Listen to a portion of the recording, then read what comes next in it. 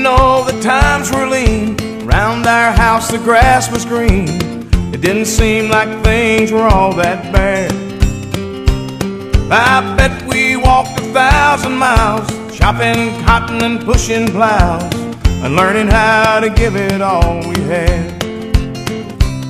As life went on and years went by, I saw the light in Daddy's eyes and felt the love in Mama's hands. They kept us warm and kept us fed, and taught us how to look ahead. Now looking back I understand. We were walking in high cotton, old times there are not forgotten. Those fertile fields are never far away.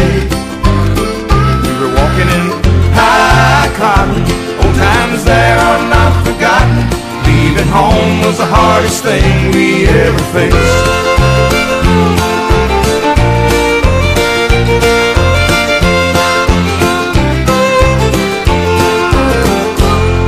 When Sunday mornings rolled around, we dressed up in hand-me-downs, just in time together with the church.